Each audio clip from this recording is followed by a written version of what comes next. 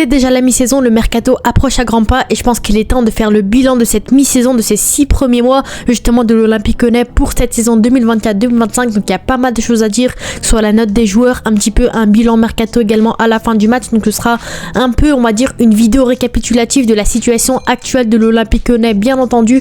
Donc au début je vais faire le conseil de classe, on va dire comme on appelle ça, de l'Olympique Lyonnais. Donc on va noter un petit peu les joueurs principaux de l'OL. Donc voilà, les joueurs comme Akwaku, Lopez, les joueurs qu'on n'a pas vus, je vais pas vraiment les noter parce qu'on connaît leurs notes, ça se rapproche des zéros.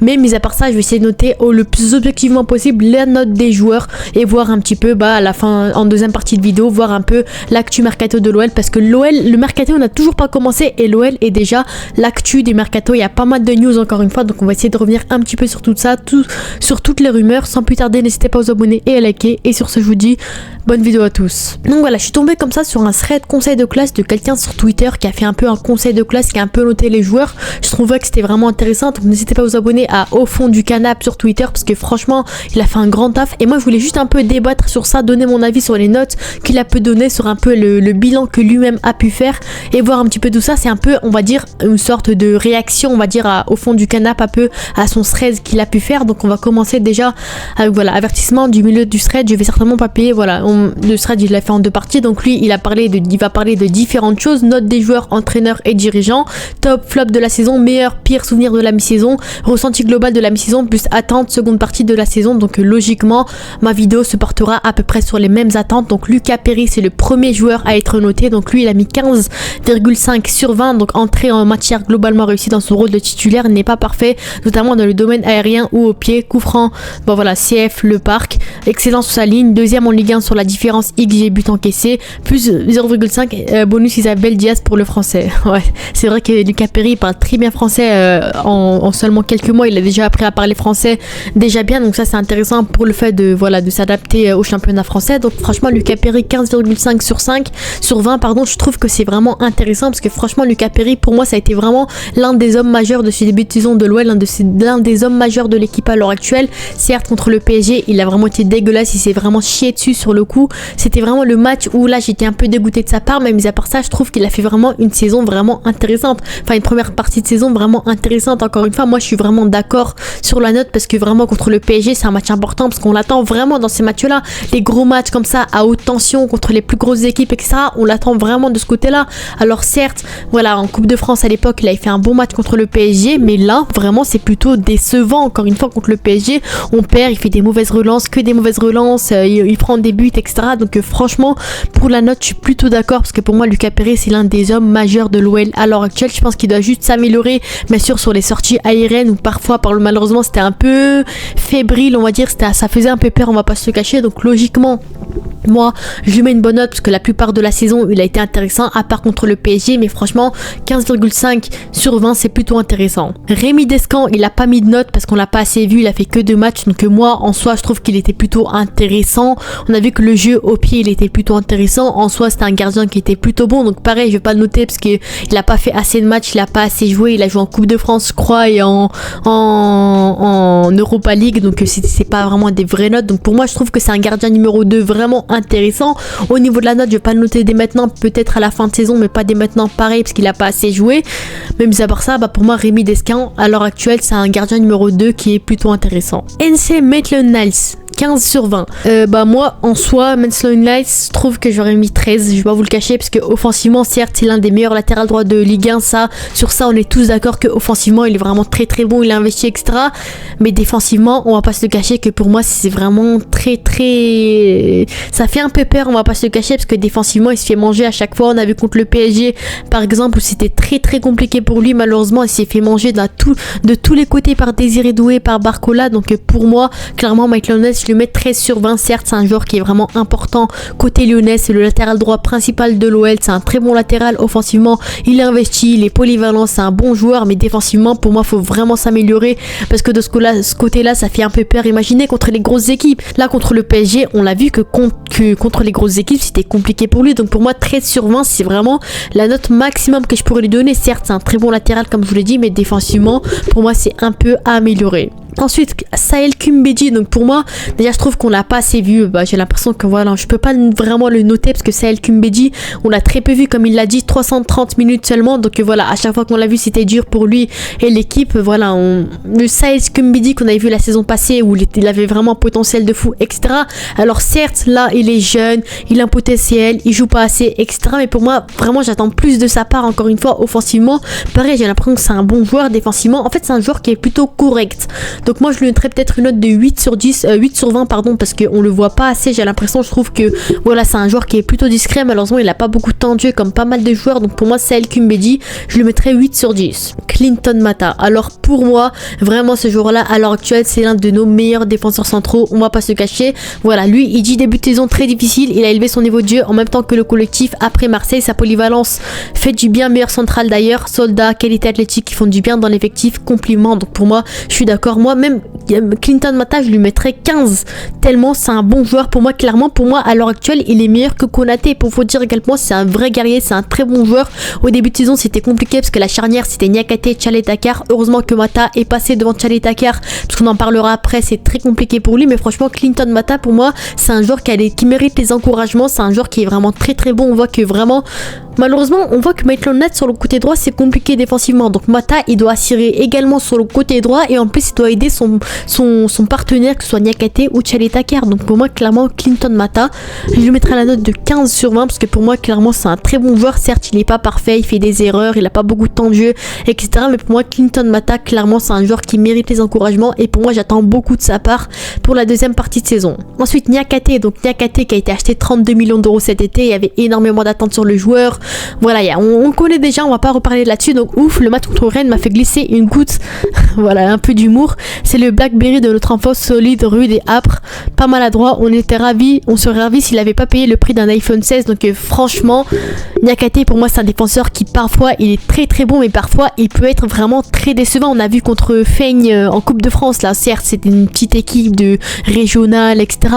Voilà, en soi c'était pas un vrai match à prendre au sérieux, mais on a vu quand même que c'était un peu compliqué pour lui, on a vu que pour certains matchs il était compliqué pour lui. 32 millions d'euros pour moi, je m'attends à un Thiago Silva carrément, tellement que 32 millions d'euros, imaginez-vous la somme. Donc certes, faut pas lui mettre la pression sur ça, il a besoin de temps d'adaptation au côté lyonnais, donc pour moi, je suis d'accord sur la note, 13,5 sur 20, pour moi c'est vraiment intéressant. Bien sûr, j'en attends beaucoup plus de sa part, parce que franchement, quand tu vois ses qualités, quand tu vois ce qu'il propose sur le terrain, tu sais qu'il est capable de mieux faire sur le terrain. Donc pour moi, la charnière Clinton Mata, Niakhaté a vraiment un potentiel de fou, et pour moi, franchement, Niakhaté, 13,5 sur 20, je suis d'accord avec la note, mais pour moi, il mérite plus, enfin, il doit avoir plus d'ici la fin de saison. Douillet Tchale-Takar, 10 sur 20, donc non, m'empêche de dormir sereinement, plusieurs erreurs qui coûtent, pas au niveau à la relance et son profil lourd ne fit pas avec Niakhaté, pas horrible mais pas top 4 cette saison, avertissement plus, fais attention derrière toi chef. Donc Tchale-Takar, franchement la saison passée certes avec O'Brien il était vraiment très très bon, c'était un défenseur qui assurait, l'un de nos meilleurs défenseurs, etc. Mais là c'est très compliqué en ce début de saison, il fait beaucoup d'erreurs, il est décevant, donc pour moi je lui mettrais même 8 sur 20. Voilà, pour moi c'est pas mal, pas la moyenne hein, malheureusement, parce que Tchale-Takar c'est un défenseur que j'aimais beaucoup la saison passée, mais là ce début de saison c'est un peu compliqué pour lui. Au début de saison Pierre Sage comptait sur lui parce que logiquement Tchale-Takar était très bon à la dernière saison, deuxième partie de saison, mais là c'est vraiment compliqué pour lui, on le remarque encore et encore sur tous les matchs qu'il a pu faire. Il est sorti avant la fin du match, c'était compliqué, il était en difficulté, que ce soit en Europa League, en Ligue 1, donc pour moi clairement Tchale-Takar 8 sur 20, clairement il mérite pas la moyenne. Après j'espère qu'il va se relancer, qu'il va reprendre ses esprits pendant ses vacances et avant 2025 pour pouvoir se relancer et être meilleur, retrouver son niveau en deuxième partie de saison, parce que clairement Tchale-Takar pour moi je suis vraiment déçu et moi j'attends beaucoup de sa part encore une fois. Voilà, franchement, Omari, moi, là, c'est le moment d'en parler parce que Omari, pour moi, il mérite du temps de jeu. On l'a vu très peu de fois. Franchement, on l'a vu vite fait en Europa League et pour moi, il m'a convaincu. Donc, certes, il a pas le niveau de Niakhaté, il a pas le niveau de Clinton Mata, mais pour moi, clairement, il peut largement concurrencer au vu du niveau de Tchale-Takar. Il peut largement le concurrencer. Voilà, les qualités sont évidentes, mais n'a visiblement pas encore convaincu le staff. Aperçu trop peu, seulement 187 minutes depuis le début de saison. Pour moi, le profil complémentaire à Niakhaté, à lui d'arracher, à lui d'aller chercher sa place. Donc clairement Omari malheureusement j'ai l'impression qu'on le voit pas assez. Après on sait pas ce qui se passe aux entraînements, on sait pas ce qui se passe en interne, mais clairement Omari pour moi il a un potentiel de fou et franchement je compte énormément sur lui. Lui c'est un défenseur qui est arrivé cet été, certes il est arrivé comme étant un joueur, un petit joueur on va dire remplaçant dans la hiérarchie, 3e, 4e de la hiérarchie, et pourtant du peu qu'il a proposé en Europa League pour moi c'est vraiment convaincant. Alors certes il a pas été rayonnant, il a pas été impressionnant, mais clairement Omari pour moi il a des qualités et ça se voit. Pour moi il mérite plus de temps de jeu en Ligue 1. Quand tu vois que Niakate enchaîne tous les matchs, il se repose jamais, tu te dis pourquoi, à quoi sert Omari. Donc clairement Omari pour moi mériterait d'avoir plus de temps de jeu. Pareil je le note pas parce qu'on l'a pas assez vu, mais on voit qu'il a des qualités, on voit que franchement il a de quoi montrer et franchement j'ai hâte de le voir sur le terrain côté lyonnais. Ensuite Tagliafico 16/20, sa meilleure moitié de saison ici pour moi. Pas fan du profil mais il est vraiment trop important dans l'agressivité et dans les courses. Relation intéressante avec Fofana, apporte plus qu'à une époque off. Merci sage sur moi, félicitations Grinta. Clairement Tagliafico pareil pour moi il fait un excellent début de saison. Clairement c'est un très bon joueur pour moi, je suis d'accord avec la note de 16/20. C'est un guerrier encore une fois. Alors c'est un peu un joueur de l'ombre parce qu'on n'en parle pas assez. L'OL pour nous, quand on parle de l'OL on parle de Cherki, de Fofana, de Tolisso, mais Tagliafico on en parle très peu et pour moi je suis vraiment d'accord avec la note tellement c'est un très bon joueur. Défensivement c'est un guerrier, offensivement c'est un guerrier, contre le PSG, contre n'importe quelle équipe ça a toujours été un guerrier, il a toujours contrôlé les ailiers face à lui. Donc Tagliafico pour moi il n'y a rien à dire, félicitations, 16/20 et franchement il n'y a rien à dire, très bon joueur, continue comme ça et j'ai hâte de le retrouver. Bon voilà, de voir un peu sa deuxième partie de saison comment elle va être. Abner 13/20, pas un foudre de guerre mais largement suffisant pour être doublure en Ligue 1, avertissement passé sur les tics. Ouais bon, il rigole un petit peu mais pour moi Abner franchement par rapport à ce qu'on attendait, par rapport à ce qu'on a entendu de Betis Séville à l'époque, rappelez-vous le Betis Séville disait oui c'est un vieux joueur, il est super nul et tout, il est arrivé à l'OL, il a mis quasiment tout le monde d'accord tellement c'était un bon latéral gauche. Alors lui c'est un profil assez différent à Tagliafico, c'est plus un profil offensif, on l'a vu sur les centres, sur les tirs, il a marqué des buts etc. Donc c'est un joueur qui est plutôt intéressant de ce côté là. Moi j'ai l'impression qu'on le voit pas assez malheureusement, donc certes voilà Tagliafico est quand même meilleur que lui, c'est le latéral gauche principal de l'OL, titulaire indiscutable à ce poste là, mais franchement Abner pour moi mérite plus de temps de jeu. Encore une fois au début de saison on l'a pas mal vu, on l'a beaucoup vu parce que Tagliafico il me semble qu'il était blessé ou je sais plus ce qu'il avait, mais en tout cas on a plus vu Abner, mais depuis petit à petit on le voit dans l'ombre de Tagliafico. Alors certes Tagliafico fait un énorme début de saison, un superbe début de saison, mais depuis bon voilà Abner pour moi mérite plus de temps de jeu, que ce soit en Coupe de France, en Europa League, peu importe, pour moi il mérite plus de temps de jeu. 13/20 je suis d'accord parce qu'on l'a pas assez vu et voilà continue comme ça hein. Ensuite Paul Akwaku pas noté et j'espère qu'il va quitter le club très bientôt. Cacré 4/20 je suis d'accord, il est nul, il n'y a rien à dire, à chaque fois qu'il rentre il perd des ballons, pour moi il doit largement quitter le club. Mauvais malheureusement, ça fait longtemps qu'il est mauvais, 0 positif, donc sur ce force à toi. Diawara non noté, donc lui c'est une jeune pépite de l'OL, malheureusement lui ça me dérange un petit peu parce que ça se voit qu'il a un potentiel de fou. J'espère qu'on va pas faire une Mamadou Sarr en défense centrale qu'on a vendu 10 millions d'euros à Strasbourg, aujourd'hui il est quasiment titulaire là-bas. Donc voilà Diawara pour moi franchement c'est un joueur qui mérite d'être devant Cacré dans la concurrence des milieux de terrain. Pour moi il mérite du temps de jeu au milieu de terrain. Alors certes on a beaucoup de milieux de terrain, Verretou, Tolisso, Matic, Tessman, mais pour moi clairement Diawara mérite d'avoir du temps de jeu et franchement voilà ça se voit que c'est un joueur qui est bon. Certes il a eu quelques minutes de jeu vite fait par-ci par-là, mais pour moi il mérite largement plus et Diawara j'attends beaucoup de sa part. J'espère que Pierre Sage lui laissera beaucoup plus de temps de jeu en deuxième partie de saison. 16/20 l'ancien veut pas lâcher le rinté, il a raison clairement, voilà trop rassurant, ultra important sous pression et moi en galère dans un Noël plus souveraine, de plus en plus important offensivement, boss. Matic je suis d'accord sur le fait qu'il fait un énorme début de saison. Encore une fois Matic c'est un très bon joueur qui assure ce rôle de milieu défensif numéro 6. Alors on voit clairement qu'il commence à vieillir, on voit qu'il est de plus en plus en difficulté contre les grosses équipes etc. C'est un peu compliqué pour lui, mais clairement Matic on remarque petit à petit que c'est un joueur important dans ce milieu de terrain. Défensivement il est bon, offensivement il est bon, donc en soi 16/20 pour moi c'est un peu trop, je le mettrais peut-être 14,5, 15, mais en soi Matic on voit qu'il fait un début de saison vraiment intéressant côté lyonnais. Tolisso 18, donc voilà, préfère mon père, tiens la meilleure recrue de l'été, je l'avais pas dans mon Benin, physiquement au top, un match en dessous vs Paris, sinon c'est le meilleur milieu de championnat, le coco qu'on connaissait, félicitations. Donc pour moi je suis d'accord, Tolisso très bon joueur, je le mettrais peut-être 17/20, mais franchement Tolisso c'est là depuis qu'il a fait son retour du Bayern, clairement c'est l'une de ses meilleures parties de saison. Encore une fois très bon joueur, certes contre le PSG, il était dégueulasse, il était transparent, mais mis à part ça, offensivement, c'est tellement un joueur dont on a besoin. Regardez, c'est pas ce qu'il fait, comment il lance le jeu, il crée le jeu offensivement, défensivement, il est bon. Il apporte vraiment cet équilibre qu'on attend depuis longtemps côté lyonnais. Et pour moi, Tolisso, je suis d'accord, énorme début de saison, 17 sur 20, 18 sur 20, c'est mérité, parce que franchement, Tolisso, excellent, continue comme ça, et j'ai hâte de le retrouver à la deuxième partie de saison. Tessman, 12 sur 20, parfois éblouissant, je l'ai souvent trop neutre, rarement mauvais, mais il doit s'affirmer, il est sous pédale, on tient un bon joueur, mais il doit faire plus. Donc clairement, Tessman, ça se voit qu'il a un potentiel de fou. Malheureusement, ce qui me dégoûte un peu, c'est qu'il a pas assez de temps de jeu, donc certes, parfois on le voit, je trouve qu'il est un peu trop neutre. Après, défensivement, on voit qu'il est intéressant, tireur de coups de pied arrêtés, etc. Donc Tessman, 12 sur 20, parce qu'on le voit pas assez, j'en parlerai après des joueurs qu'on ne voit pas assez, de Pierre Sage, etc. Mais en tout cas, Tessman, pour moi, 12 sur 20, c'est mérité. Vertu, 13,5, donc pour moi, je vais pas vous cacher que je suis un peu déçu de ce qu'il pourrait proposer. Alors certes, voilà, c'est fiable, rassurant, mais j'ai le sentiment qu'on peut encore passer un cap avec un joueur de qualité supérieure. Vertu, je vais pas vous cacher que je suis un peu déçu. Alors certes, le jeu de Pierre Sage est un peu différent par rapport au jeu de Marseille la saison dernière de Vertu, mais là je suis un peu déçu parce qu'on voit qu'il est trop neutre offensivement. Certes, il a mis cette superbe frappe au dernier match, je sais plus contre qui, il a mis une superbe frappe contre Nice, il me semble. Il est bon sur les tirs de loin par rapport à Cacré, mais mis à part ça, on trouve que c'est moyen. Il touche des ballons, il le redistribue, il fait rien de plus. Offensivement, il apporte quasiment rien à part ses frappes de loin, ce qui est vraiment quand même déjà intéressant, et défensivement, c'est plutôt moyen. En plus, il perd quelques ballons au milieu de terrain, même s'il en récupère pas mal également. Donc pour moi, Vertu, 13 sur 20, c'est mérité. Pour moi, j'en attends beaucoup plus de sa part. C'est un joueur qui est plutôt bon, qui a vraiment une qualité de fou qu'on ne voit pas maintenant à l'Ouest. Donc franchement, j'ai hâte de le retrouver parce que pour moi, clairement, Vertu, c'est un joueur que j'attends énormément. Cherki, 19.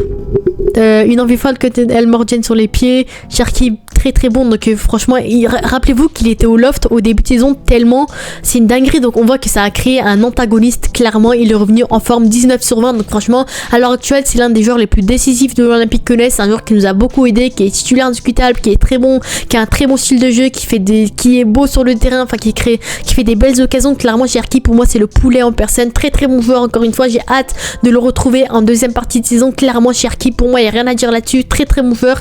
19 sur 20, c'est vraiment mérité. Encore une fois, il est plus comme avant, il défend maintenant, il est investi défensivement, son comportement sur le terrain a changé, et clairement c'est un joueur, on voit qui est devenu un homme, comme on dit, qui est vraiment devenu, qui a mûri, on va dire, sur le terrain. Et franchement, Cherki, je suis très contente encore une fois de ce qu'il a pu faire sur le terrain avec l'Olympique Lyonnais. On voit qu'il renaît, on voit que Pierre Sage a fait de lui un nouvel homme, et franchement je suis très contente du rendu que Cherki a pu avoir en ce début de saison.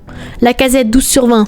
En déclin dans le jeu et inhabituellement imprécise devant le but, pas 6 mois qu'elle est pour la case, trop d'estime pour lui. Voilà, je trouve qu'il vieillit également. Lacazette, pour moi, je voulais en parler également sur le fait qu'on sait que Mikotadze a été recruté pour l'après Lacazette. Pour moi, Lacazette, faut le mettre petit à petit sur le banc, parce qu'on a remarqué en ce début de saison que Pierre Sage comptait encore une fois sur Lacazette à tous les matchs, alors que tu vois que Mikotadze, à chaque fois qu'il rentre, il marque. Donc pour moi, petit à petit, tu mets Mikotadze sur les gros matchs, tu mets Mikotadze sur les matchs les plus importants, et Lacazette, tu le mets en doublure, qui rentre en fin de match, qui joue contre les petites équipes entre guillemets, parce que Lacazette, pour moi, c'est vraiment le général, le patron, avec tout le respect que j'ai pour lui. Parfois faut le faire souffler, on voit que parfois il est KO sur le terrain, il le met quand même titulaire. Donc clairement, Lacazette, pour moi, très bon joueur, je le mettrais 10, 11 sur 20, au pire des cas. Il a marqué quelques buts, il nous a fait plaisir, mais en tout cas, mis à part ça, pour moi, c'est le moment de tourner petit à petit la page. Quand tu vois la saison prochaine qu'il n'y aura plus Lacazette, pour moi, clairement, il faut mettre Mikotadze sur le terrain. Mikotadze, très bon joueur, qui assure, qui a du temps de jeu, bon, très peu de temps de jeu par rapport à son estime, par rapport au joueur qu'il est. Mis à part ça, pour moi, clairement, petit à petit, il faut tourner la page et faire jouer en deuxième partie de saison, par exemple, Mikotadze, parce que c'est lui l'avenir de l'OL maintenant. Parce que Lacazette, avec tout le respect que j'ai, sa dernière saison, etc. Mikotadze, il faut le faire jouer de plus en plus, parce que la saison prochaine, c'est qui qu'on verra sur le terrain en tant que numéro 9, c'est clairement Mikotadze. Donc pour moi, clairement, Lacazette, je mettrais 10, 11 sur 20, c'était assez neutre. Ensuite, on continue avec Wilfried Zaha, moins 1 sur 20, pour moi, rien à dire, très peu de temps de jeu. Il a fait un extérieur du pied contre Toulouse, ça y est, tout le monde s'enflammait. Donc pour moi, clairement, niveau comportement, niveau jeu sur le terrain, il n'y a rien à dire. Retourne à Galatasaray. Pour moi, j'étais vraiment hype par son arrivée, parce que le joueur qui était à Crystal Palace, mais comme je l'ai dit, ce que je redoutais le plus, c'est le fait que ce soit plus le joueur de l'époque, et clairement, clairement pour moi Zaha c'est ciao, moi un mauvais, et voilà, et rien à dire hein. Gift Orban 9,5 sur 20, 3ème dans la hiérarchie des 9. Il met 2 buts très importants contre Strasbourg avec peu de temps de jeu sur la saison. Ça sauve l'ensemble, mais faut pas que ça se termine. Joueur limité par pas le profil neuf de l'OL et usant hors terrain. Pour moi, Orban, clairement, je suis vraiment déçu encore une fois parce qu'au début de saison, on voyait qu'il avait la grinta, qu'il se battait, qu'il a mis des buts contre Strasbourg. C'est comme ça qu'on a pu faire la remontada, mais depuis, il a été lofté entre guillemets. J'ai l'impression qu'il est plus dans les groupes. Il ne joue plus avec l'OL. Certes, il est 3ème, ça peut être difficile mentalement parce qu'il y a Lacazette et Mikotadze devant. Mais mis à part ça, hors du terrain, on a vu que son comportement n'était pas ouf non plus. On a vu que voilà, c'était compliqué. Il a retiré l'OL de sa bio Insta, il a supprimé ses photos avec l'OL ou quoi. Mais en tout cas, on sait qu'il va quitter le club dans ce mercato. Mais Gift Orban, je suis vraiment déçu des deux côtés, que ce soit le fait qu'il a pas tant de jeu avec l'OL. Alors ça peut être compréhensible, mais pour moi, Gift Orban, il était vraiment intéressant. Alors certes, il a pas vraiment le profil recherché par Pierre Sage, mais pour moi, Gift Orban, c'était un profil qui franchement, ça se voyait qu'il avait un potentiel, qu'il avait quelque chose. Je trouve qu'on l'a pas assez vu sur le terrain. Là, il va sûrement quitter l'OL très bientôt, on en reparlera après. Mais Gift Orban, je suis vraiment déçu encore une fois sur le fait qu'il n'ait pas trop de temps de jeu, sur le fait qu'il ne soit plus appelé dans les groupes de l'OL dans les matchs, et sur le fait surtout de son comportement hors du terrain. Saïd Benrahma 12 sur 20, frustrant, souvent agaçant et en dessous de ce qu'on attend d'un joueur de son calibre montant du transfert. Il y a néanmoins quelques belles perfs qui viennent sauver l'ensemble. Fait plus et mieux, j'y crois. Donc franchement, Benrahma, je suis d'accord sur la note. Alors certes, là je trouve qu'il se montre de plus en plus sur le terrain parce que voilà, il a plus de temps de jeu, etc. C'est un joueur qui est vraiment intéressant. Son coup franc contre Feigné était vraiment magnifique, etc. Mais voilà, je trouve que c'est plutôt moyen, j'ai l'impression. Je trouve que vraiment Fofana et Cherki, c'est déjà plus intéressant que lui. Donc Benrahma, je trouve que c'est plutôt moyen. Je trouve qu'il a plus à montrer sur le terrain vu le calibre. Il vient de West Ham. C'est un joueur de première ligue. Il vient pour 15 millions d'euros. Donc pour moi, clairement, on attend beaucoup plus de sa part. Certes, il est moyen. Ils se font dans la masse. Mais pour moi, j'en attends beaucoup plus. Ça doit être ce super sub qui doit faire la différence. Ce joueur qui est souvent titulaire, qui doit faire la différence encore une fois. Donc Benrahma, je suis d'accord sur la note 12 sur 20. Donc voilà, c'était la première partie. Dites-moi, vous avez en commentaire sur vos notes pour vous quel est le meilleur joueur de la saison, de ce début de saison, etc. On passe maintenant à la deuxième partie de la saison. Enfin, à la deuxième partie justement du conseil de classe avec cette fois-ci Malik Fofana, 19 ans dans la vie, au moins 25 ans sur le terrain, toujours le bon geste, la bonne décision, décisif et ultra important, absolument insaisissable en début de saison. Je l'ai trouvé juste un peu moins réussite sur la fin d'année, mais c'est tatillon.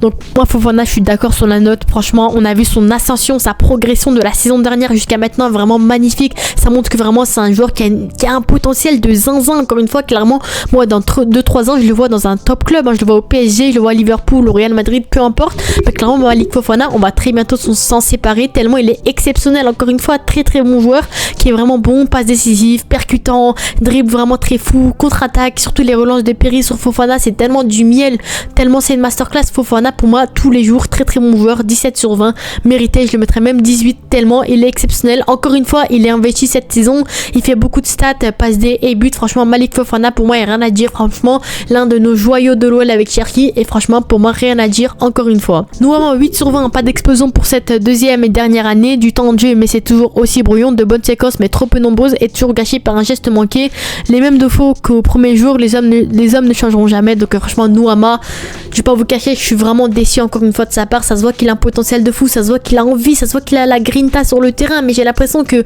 en fait le problème de Nuama, c'est que la technique il l'a, la qualité de dribble il l'a, il a tout ce qu'il faut, la vitesse il l'a, mais malheureusement je trouve que son QI foot est vraiment en dessous de la moyenne. C'est pas normal que sur le dernier geste il soit aussi bête. Bon, certes, il a marqué un excellent but au dernier match contre, je sais plus contre qui c'était, mais il a marqué un excellent but dans la lucarne opposée. Mais depuis, au niveau du dernier geste, soit il fait les passes quand il faut pas, soit il tire quand il faut pas, soit il rate des immanquables. La finition, sa finition est vraiment dégueulasse. À part 2-3 tirs, il s'est un peu amélioré par rapport à la saison dernière. Mais Nuama, au niveau de son QI foot, je comprends jamais ce qu'il fait. Il fait des mauvaises passes quand il faut pas, il perd des ballons bêtes quand il faut pas, il tire quand il faut pas, il fait des passes quand il faut pas. Et c'est ça qui me dérange chez lui, c'est qu'il a vraiment un potentiel de fou, ça se voit sur le terrain, mais j'ai l'impression qu'il ne réfléchit pas assez sur le terrain. Donc c'est pour ça que pour moi 8 sur 20 c'est mérité. Alors certes, il a pas beaucoup de temps de jeu, ça peut être une excuse également, parce que Cherki est vraiment très très bon sur le côté droit, mais Nuama, quand il a du temps de jeu, pour moi ça se voit qu'il a un potentiel parfois. En plus il fait des entrées plutôt intéressantes par rapport à la saison dernière. Donc clairement Nuama, c'est encouragement, je le mettrais encouragement, parce que franchement quand tu vois, c'est un très très bon joueur. Malheureusement il manque 2-3 trucs, j'ai l'impression, mais pour moi franchement Nuama, c'est un très bon joueur et rien à dire là-dessus. Mikotadze 13,5, un début de saison raté, fallait le temps de prendre ses marques. marque, juste le temps de ridiculiser la moitié des tweetos. Voilà, franchement, Miko Tadze, très très bon joueur. On voit qu'il a un avenir de fou, comme il l'a dit, début de saison, vraiment raté de sa part, il ratait des pénaltys, c'était vraiment compliqué pour lui, mais il fallait du temps d'adaptation et clairement là, il est venu en force, il marque beaucoup de buts, il est vraiment très très bon. Donc Miko Tadze, pour moi, il n'y a aucun débat, très très bon joueur, 13,5 pour moi c'est mérité, mais franchement, je trouve que s'il avait plus de temps de jeu, clairement, il aurait largement atteint les 15, tellement il est vraiment très très bon. Donc c'est pareil que Lacazette, pour moi, j'attends beaucoup de sa part en deuxième partie de saison. Pour moi, Pierre Sage, clairement, si tu vois cette vidéo, même si ça m'étonnerait, tu dois mettre Miko Tadze titulaire à tous les matchs et de temps en temps, tu mets titulaire Lacazette pour faire souffler Miko Tadze. Et franchement, voilà, Lacazette, on voit qu'il commence à vieillir, qu'il est fatigué à tous les matchs. Tu mets Miko Tadze sur le terrain, je sais pas, c'est un jeune joueur, c'est lui qui va assurer l'avenir du poste de numéro 9 à l'OL. Donc clairement, Miko Tadze doit avoir plus de temps de jeu sur le terrain. Mais en tout cas, 13,5 c'est mérité. Pierre Sage, 17,5 sur 20, le contrat est largement rempli. Pour moi, Pierre Sage, aucun débat. Pressing, sortie de balle, maîtrise, enfin on a le droit au bonheur. Franchement, aucun débat là-dessus. Très très bon joueur, à part contre le à part contre le PSG, c'était un peu décevant. Mis à part ça, pour moi, Pierre Sage, il n'y a rien à dire encore une fois. Très très bon joueur mérité. Après les informations, Miko Tadze devrait aller à Galatasaray, aurait reçu une offre de Galatasaray de 17 millions d'euros. C'est apparemment ce qu'on a pu voir ces derniers temps, mais l'OL aurait refusé. Même Miko Tadze aurait refusé et merci beaucoup. Clairement, on ne le lâche pas, Miko Tadze, pour moins de 30 millions d'euros. Logiquement, mais même Miko Tadze, on en a besoin. C'est le futur Lacazette. Donc clairement, pour moi, il faut le garder absolument. J'espère qu'il va pas être vendu dès cet hiver parce que ce serait vraiment bête. Ensuite, De Lyonnais figure dans le 11 type de Ligue 1 de mi-saison. On a Cherki et Tagliafico, amplement mérité pour tous les deux. On aurait pu voir Tolisso également, mais voilà, apparemment Zakaria et Højbjerg ont été meilleurs. Voilà, Tolisso remplaçant, mais en tout cas, félicitations à eux encore une fois, c'est amplement mérité. Voilà, là c'est la fiche de Cherki qu'on a pu voir, il est quasiment bon dans tous les domaines. Également, je voulais revoir un autre aspect. Les 3 gardiens ayant évité le plus de buts à leur équipe dans les 5 grands championnats cette saison, Evan Diouf, Lucas Perry 5e et Baumann 3e. Donc clairement, Lucas Perry fait vraiment un début de saison de zinzin à l'OL et apparemment Adrielson, c'est ce que je voulais voir. Cruzeiro a finalement décidé d'abandonner la piste Adrielson. Apparemment Adrielson aurait pu être vendu à environ 10 millions d'euros, 8 millions d'euros cet hiver, mais apparemment le club aurait refusé. Il a un trop gros salaire pour les clubs brésiliens, donc j'espère que Adrielson, il y a des rumeurs comme quoi il pourrait revenir à l'OL dès cet hiver. J'espère que c'est vrai parce que malheureusement Adrielson, on l'a pas assez vu à l'OL, il a très très peu joué, il a vite été envoyé en prêt à Botafogo. Donc clairement Adrielson, j'attends beaucoup de sa part et j'espère que vraiment il va revenir en force à l'OL potentiellement. Le Napoli surveille avec attention la situation de Tanner Tessman, l'ancien milieu de Venise, est déjà dans le viseur de Antonio Conte. Donc clairement Tanner Tessman qui est arrivé cet été, pour moi il n'y a aucun moment où il quitte l'OL, on l'a pas assez vu, on voit qu'il a un potentiel de fou. Donc clairement pour moi Tessman doit rester à l'OL tous les jours. Certes Naples ça peut être une offre alléchante, mais pour moi il doit s'imposer à l'OL, c'est un très bon joueur, c'est le futur Matic. Donc clairement pour moi aucun débat, à aucun moment il quittera l'OL. Naples et la Fiorentina sont intéressés par Nemanja Matic. Apparemment ce sera une offre d'environ 7 à 8 millions d'euros. Donc clairement Matic c'est un très bon joueur en ses débuts de saison. Après je dis pas non, pour 8 millions d'euros on a besoin d'argent. Matic certes c'est un joueur intéressant, mais apparemment Antonio Conte serait vraiment très intéressant par son profil. Il a 35 ans, donc 8 millions d'euros pour un joueur de 35 ans c'est vraiment intéressant. En plus il me semble qu'il lui reste 1 an ou 2 ans de contrat maximum. Donc clairement moi je vais pas vous cacher que j'accepte une offre à 8 millions d'euros pour Matic. Après ça faut savoir comment le remplacer. Pour moi Tessman ça suffira pas en tant que titulaire indiscutable pour remplacer un Matic, il faut voir comment le remplacer. Mais en tout cas à l'heure actuelle comme ça je serais dégoûté de m'en séparer parce qu'il fait vraiment un début de saison vraiment intéressant. Mais vraiment objectivement je pense que 8 millions d'euros je lâche Matic. Mais voilà c'est une source à prendre avec des pincettes bien entendu. Ensuite Gift Orban devrait quitter l'OL et s'engager à Hoffenheim selon Fabrizio Romano. Donc là c'est vraiment fiable à 100%. Donc j'espère que vraiment Gift Orban trouvera une porte de sortie dès cet hiver parce que malheureusement Gift Orban comme je vous l'ai dit je suis vraiment dégoûté sur son traitement encore une fois. Mais voilà faut l'accepter, il va quitter l'OL. Donc franchement si c'est Fabrizio Romano qui le dit, j'ai vraiment hâte de le voir, de quitter le club, de voilà séparer des joueurs comme ça, récupérer un chèque et derrière recruter d'autres joueurs. Voilà, bon courage à toi Gift Orban. Dans tous les cas il va quitter l'OL. Quand tu vois ses biographies sur Insta, ce qu'il a pu faire, on voit clairement qu'il va quitter le club dès ce mercato. Donc clairement bon courage à toi, j'espère que Hoffenheim fera une offre assez intéressante pour notre pépite Gift Orban et bon courage à toi de manière globale. Ensuite Benrahma aurait attiré l'attention de Burnley en première ligue, en championship. Donc voilà pour moi c'est à prendre avec des pincettes, j'y crois pas trop. Après Benrahma pour moi c'est une offre à au moins 20 millions d'euros, j'accepte tous les jours. C'est un joueur intéressant mais 20 millions d'euros moi je m'en sépare. Ensuite, je voulais voir certaines offres, enfin un petit peu l'effectif de l'OL et voir quels joueurs on pourrait vendre de cet hiver, un peu les joueurs, comment trier l'effectif on va dire. Donc Gift Orban devrait quitter le club, Zaha j'espère qu'il va quitter tous les joueurs le club et qu'il va se barrer de l'Olympique Lyonnais parce que clairement ce joueur là on en a marre. Benrahma je dis pas non pour une offre, Diawara apparemment il aurait reçu des offres de Nantes ou certains clubs. Moi je veux pas m'en séparer, mais franchement vu le traitement de Pierre Sage c'est mieux pour lui qu'il quitte le club. À part si on le prête ou quoi, pour moi ça peut être intéressant, mais franchement Diawara je suis dégoûté de son traitement. On voit qu'il a un potentiel de fou mais malheureusement il a pas de temps de jeu et c'est ça que je voulais parler de Pierre Sage, le fait que certains joueurs n'aient pas de temps de jeu alors que ça se voit qu'ils sont intéressants. Omari pour moi il mérite plus de temps de jeu clairement parce que franchement quand tu vois ce qu'il a proposé c'était plutôt intéressant. Abner pour moi mérite plus de temps de jeu, Tessman mérite plus de temps de jeu également pour faire souffler un peu Matic et bien sûr Diawara qui mérite plus de temps de jeu. Quand tu vois leur potentiel, ça se voit qu'ils ont un potentiel de fou et c'est l'une des seules choses que je reproche à Pierre Sage, c'est le fait qu'il me laisse pas assez de chance à certains joueurs. Il fait jamais souffler Niakate à tous les matchs il joue. Contre la R2 contre le PSG c'est Niakate qui joue tous les matchs. Pour moi faut réfléchir parfois et faut faire jouer des Omari, faire tourner des Clinton Mata, des Tchale Takar. Bon Tchale Takar est vraiment décevant en ces débuts de saison mais mis à part ça je suis dégoûté. Voilà, pour moi, il faut les faire jouer de manière globale, se séparer de Lopez, de Akwaku, de Cacré, de Zaha. Et voilà, pour moi, c'était un peu le bilan, on va dire. Et apparemment, également, Thiago Almada devrait rejoindre l'Olympique Lyonnais dès cet hiver. Donc, j'ai hâte de le retrouver. Voilà, on va voir ce qu'il va proposer. À mon avis, il lui faudra beaucoup de temps d'adaptation. Parce que voilà, Cherki est vraiment en grande forme. Il connaît pas vraiment la langue française. Il connaît peut-être que Tagliafico dans l'équipe. Mais mis à part ça, bah voilà, on voit que l'adaptation, ça va être quand même compliqué. Déjà, on a vu son adaptation au Brésil, c'était compliqué alors qu'il venait de MLS. Donc là, en Ligue 1, ça va être vraiment un bond vers l'avant. Le niveau va être vraiment différent. Donc, clairement, Almada, j'ai hâte de voir son adaptation. Faudra pas le voir dès maintenant, faut pas s'attendre à lui de voir des masterclass dès maintenant. Et franchement Almada, bah bienvenue à toi, je suis content de le voir. Et voilà hein. Donc voilà, c'était Yas, n'hésitez pas à vous abonner et à liker. C'était un peu un bilan de la situation actuelle de l'OL. Sur ce, dites-moi vous avez en commentaire. On se dit à la prochaine, ciao.